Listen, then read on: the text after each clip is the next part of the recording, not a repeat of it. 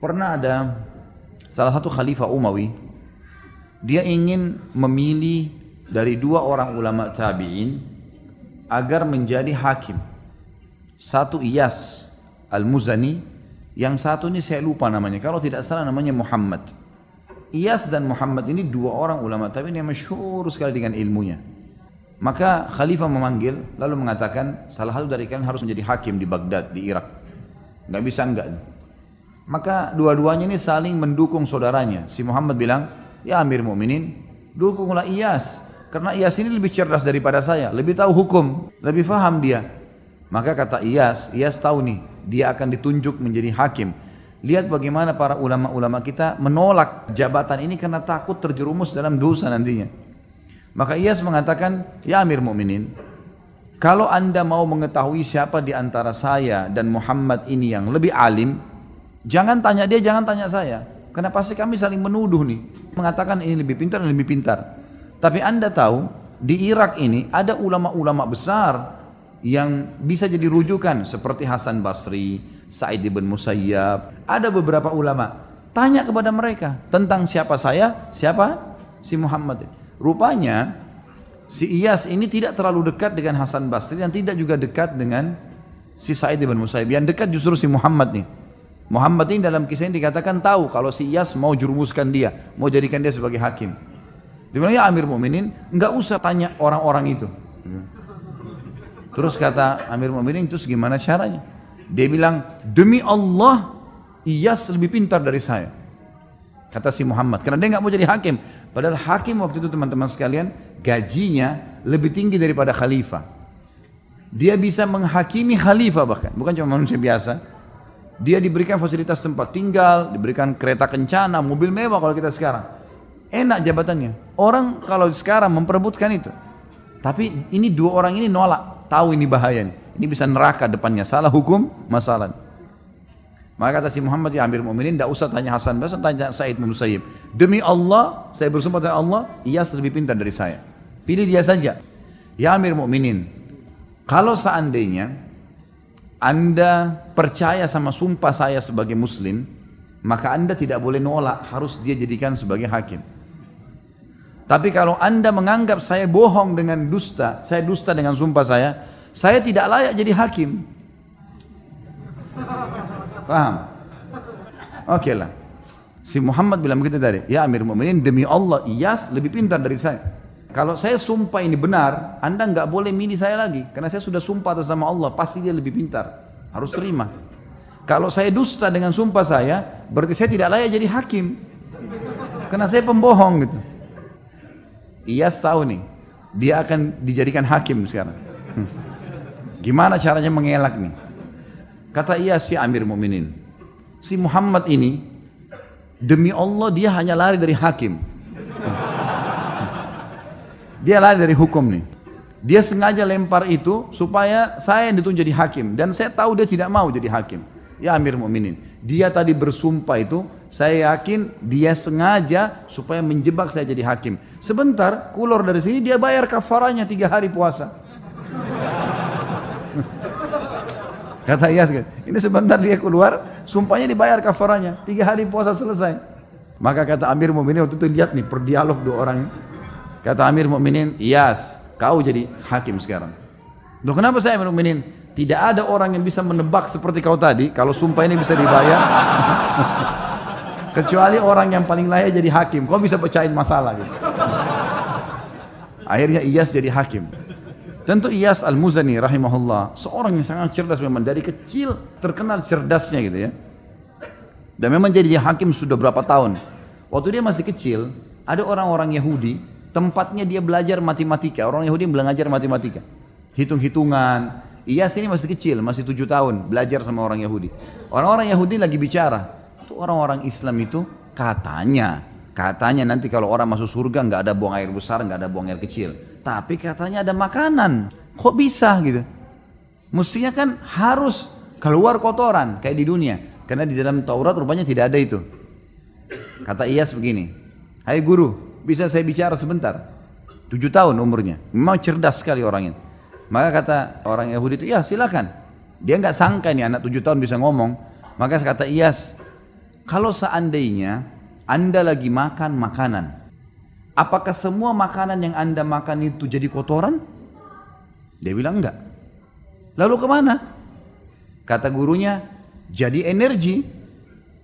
Sisanya yang tidak dibutuhkan tubuh jadi kotoran. Kata Iyas, lalu kenapa Anda pungkiri kalau di akhirat nanti bisa saja semuanya jadi energi? Tidak harus jadi kotoran.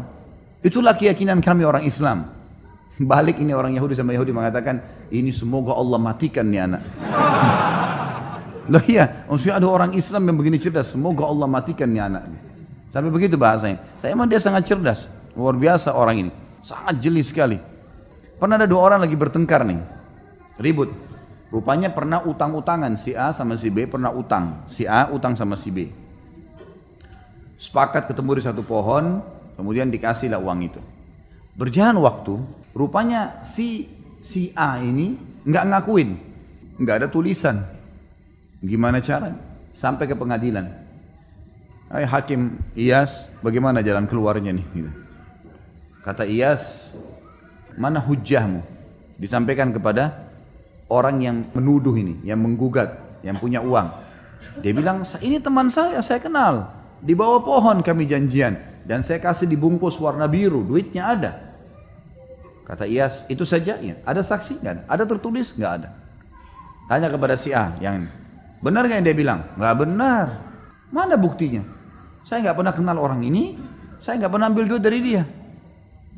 Tapi Iyas ini, Allah Subhanahu Wa Taala berikan dia feeling, dia merasa memang si B benar nih. Ringkas cerita, kata Iyas, baiklah. Kalau begitu, dia bilang sama si B, kamu sekarang kembali ke pohon yang dulu kau pinjamkan uang, yang kamu sangka itu. Kesana, kemudian coba kau ingat-ingat sambil berdoa sama Allah. Siapa tahu memang kau ingat bukan orang ini yang kamu kasih. Enggak Hakim, sudahlah ikutin saya, pergi aja. Pergilah si B ini, kembali ke sana, kita ke bawah pohon itu. Lalu Iyas ini mengatakan, kamu tunggu aja di sini sampai dia balik ya. Lalu Iyas sengaja menyibukkan diri dengan kasus-kasus yang lain. Rupanya si A ini duduk di kursi sampai dia merasa aman. Ya rupanya si Iyas ini sibuk, si fulan dipecahin masalahnya gitu. Waktu Iyas lihat dia sudah sangat nyaman duduk, Iyas tiba-tiba balik bertanya kepada orang itu mengatakan, hai fulan si A, temanmu sudah sampai belum di pohon sana? Dia bilang belum. yang tadi punya masalah ini, dia bilang belum. Kata Iyas, semoga Allah bunuh kau. Berarti kau benar tahu kalau itu pohon itu ada, gitu kan? Jadi tadi dibuat dia aman dulu, baru tiba-tiba Iyas bertanya, temanmu kira-kira sudah sampai belum? Gitu. Dia bilang belum. Gitu. Ini kayaknya yang lain tidak ngerti ceritanya. Yang jelas banyak kasus-kasus seperti itu. Tapi mereka sangat hati-hati. Pernah satu kasus yang lain adalah ada dua orang zaman dulu kalau musim dingin, mereka masuk ke sebuah tempat namanya hammamat. Ini seperti tempat permandian umum. Orang berendam di air panas, laki-laki sama laki-laki biasanya. Itu umum dipakai laki-laki. Ada satu orang rupanya dia pakai jubah, bantal dingin baru.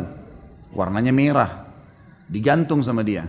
Ada orang datang, yang lain lagi satu, pakai jubah warna hijau sudah tua. Mandi sama-sama berendam. Rupanya yang pakai mantel hijau ini pencuri. Waktu dia lihat mantel bagus di sebelahnya, mahal, ini dari bludru. Maka kemudian dia pun keluar dari tempat mandi itu, berendam itu sebelum orang ini bangun. Kemudian dia langsung ngambil jubah warna merah, kemudian dia pergi. Yang punya jubah merah lihat, ini jubah saya diambil. Kemudian dia keluar, dia pakai jubahnya dia, karena dia tahu orang ini yang ambil tadi.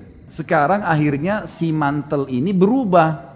Yang pemilik merah tadi, yang punya merah, yang baru ini, akhirnya dia terpaksa pakai jubah yang warna hijau. Karena jubah merahnya dibawa lari sama orang itu. Dia keluar gak mungkin, kedinginan. Dipakailah jubah yang tua yang hijau ini. Yang mencuri tadi sudah pakai jubah merah, sudah lari. Dikejarlah sama dia. Ringkas cerita, lewat tidak sengaja di depan pengadilan. Lalu si yang punya jubah hijau teriak, ini fulan mencuri mantel saya. Ada beberapa, kalau kita sekarang polisi, aparat keamanan, khilafah yang menjaga depan pengadilan, tangkap dulu. Tangkap, ini orang ini jubah saya. Kok bisa? Ini yang pakai jubah merah bilang, enggak ini jubah saya, ini sama saya. Loh tadi kan kamu sama saya masuk ke kamar mandi untuk berendam. Enggak, mungkirin. Pokoknya sudah ini niatnya mencuri. Baiklah, masuk pengadilan. Sama Iyas dihadapin nih. Apa masalah? Nih jubah, inilah ceritanya seperti ini. Bagaimana pendapat kau nih yang pakai jubah merah nih, si pencuri? Ini jubah saya pakai, jelas-jelas punya saya. Dari mana ini orang ngaku gitu? Memang dasarnya mau mencuri. Kata Iyas kepada yang satu, apa alasanmu? Dia bilang nggak ada. Ini baru saya beli. Tapi buktinya sekarang kok pakai warna hijau nih? Loh, saya pakai tadi karena kalau saya nggak pakai saya kedinginan untuk ngejar dia. Apa alasan? Ada saksi? Nggak ada. Ada bukti? Nggak ada. Gimana jalan keluarnya nih mecahin? Coba kalau antum di posisi ini gimana mecahin? Iyas rahimahullah punya ide gitu. Maka rupanya dia tanya kepada orang yang punya jubah merah. Jubah ini kenapa kau beli? Bilang saya suka sekali. Harganya berapa? Harganya 200 dirham. Mahal sekali jubah ini. Kau sayang sama jubah ini? Sayang. Baiklah. Itu saja pertanyaan saya. Ditanya yang satu nih, yang sudah lagi pakai jubah merah. Berapa kau beli jubah ini? 200 dirham. Ikutin situ. Karena dia tidak tahu harganya kan gitu. Kau sayang jubah ini? Sayang jubah ini. Baiklah kalau gitu. Sekarang untuk membuktikan, saya akan ambil sebuah alat. Diambil seperti alat tapi dari besi. Itu untuk menghancurin benda biasanya. Bukan pedang juga. Tapi ada seperti sisir kalau kita sekarang tapi tajam-tajam gitu ya. Lalu kata Iyas, panggil salah satu petugas di pengadilan, ambil tuh jubah merah, keluarin sekarang, taruh di depan saya. Ini jubah sekarang, saya akan hancur-hancurin. Karena kalian berebut, tidak tahu siapa yang punya, maka saya akan hancurin nih. Diambillah sama dia, sisir tersebut tadi yang tajam ini, kalau ditarik ini sobek semua nih. Tiba-tiba yang punya jubah, yang memang punya jubah yang tadi yang betul-betul beli itu, mengatakan sudah, hakim, nggak usah, kasih aja dia deh. Daripada hancur. Sementara yang satu ini bilang, ya udah silahkan, hancurin aja. Udah ketahuan belum? Sudah mulai cerdas malam ini. Ini betul jubahnya si B, kasih si B. Loh kok bisa si A-nya mungkir? Nggak mungkin. Kalau kau punya kau nggak bakal mau hancurin. Seperti itulah. Dan cukup banyak kasus-kasus dalam pengadilan Islam yang unik sekali.